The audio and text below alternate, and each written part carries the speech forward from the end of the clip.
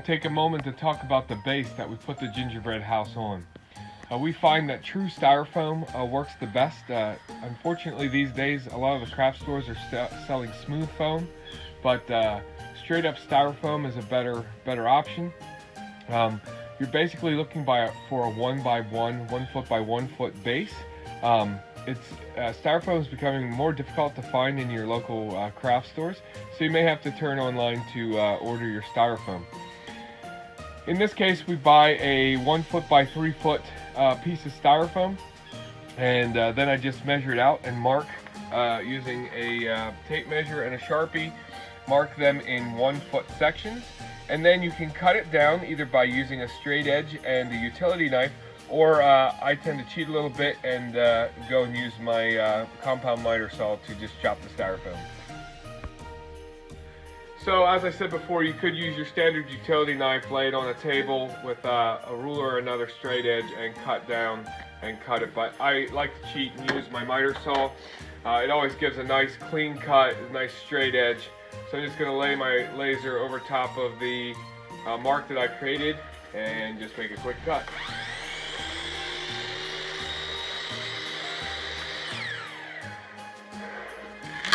One of the nice things about styrofoam is if you have a little bit of an extra edge even after making the cut with the utility knife, just gently pull towards the cut and the styrofoam will snap into a nice straight edge. So my final.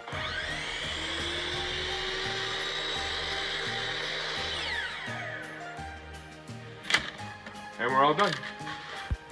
Okay, so this is the finished product of our base. I'm going to show you how I get this assembled. I already showed you how to make the cuts. But what we have here is we put a hole in, and we have a standard craft light that you would have for a village house, and that gives a nice added touch to your gingerbread house a little bit later. If you're still using an incandescent bulb instead of LED, it actually produces a little bit of heat, which heats up the gingerbread and actually gives a nice scent throughout the house. So I'm going to show you how I go ahead and make the base. So I'm going to take my 1 foot by 1 foot base, and I'm going to come in 4 inches on either side. So I'm going to measure 4 inches from one side and make a small mark. And I'm going to come in 4 inches from the other side.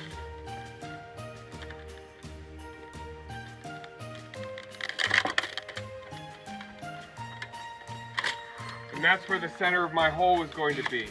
Now what I have is a biscuit cutter without the rigid edge. You can get these at a kitchen store. They usually come in a set.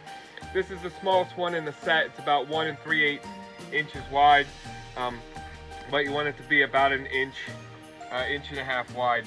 I'm going to center that over my 4-inch mark, and I'm just going to push down. Once I get it all the way down, give it a little twist and pull out. Now I'm going to take the end of a spoon, nice rounded edge spoon. Wooden spoons work well, and I'm going to push down here because I need room for my cord to be underneath. So I'm just going to lay it out to the edge and push down. And I like to put one on both sides because you never know which side you want your cord to come out on. So again, I'm going to grab the other side and push down. Your base is now complete. Obviously, you don't want to put the light in yet until you're after you're done, but I'll show you. You can take that light just like you would in a village house, put it inside the styrofoam, lay your cord down underneath, and you now have a light that's ready to go to light up your house. One last thing, sometimes the styrofoam is difficult to get out, so it's nice to use that end of that spoon just to push it out.